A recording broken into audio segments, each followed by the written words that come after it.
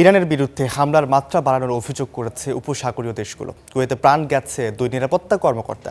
Bahrain ও ইরাকে 1 জন করে নিহত হয়েছেন। কাতার বলছে এমন আক্রমণে ইরানের দীর্ঘদিনের বন্ধুত্বপূর্ণ সম্পর্ক নষ্ট হচ্ছে। দ্রুত সব পক্ষকে আলোচনায় বসার আহ্বান জানিয়েছে মধ্যপ্রাচ্যের দেশগুলো। ইরানে ভয়াবহ হামলার চিহ্ন হয়ে দাঁড়িয়ে আছে বাহরাইনের রাজধানী মানামার বিলাসবহুল এই উঁচু ভবন।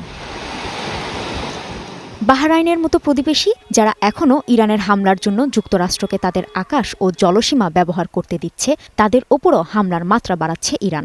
আইআরজিসি দাবি করছে বুধবার মধ্যপ্রাচ্যের মার্কিন ঘাঁটিগুলো লক্ষ্য করে 4টি ক্ষেপণাস্ত্র ছোড়া হয়েছে। কুয়েতের আরিফজান ক্যাম্পে 2টি হামলা হয়েছে। তবে কুয়েত বলছে তাদের বেসামরিক অবস্থানে ড্রোন হামলা হয়েছে, তবে অধিকাংশ ড্রোনই ভূপাতিত করা হয়। পশ্চিম ইরাকের আনবার প্রদেশের একটি শিয়া সামরিক শিবিরও ইরানি হামলার লক্ষ্যবস্তু হয়েছে।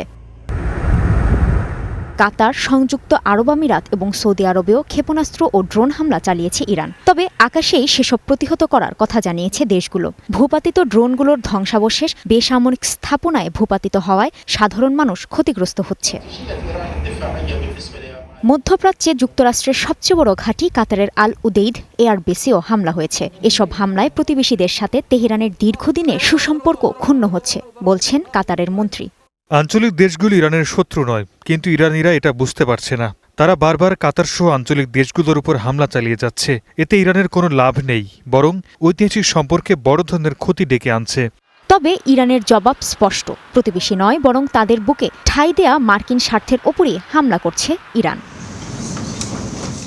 সব পক্ষকে দ্রুতই আলোচনার টেবিলে আসার আহ্বান জানিয়েছে কাতার।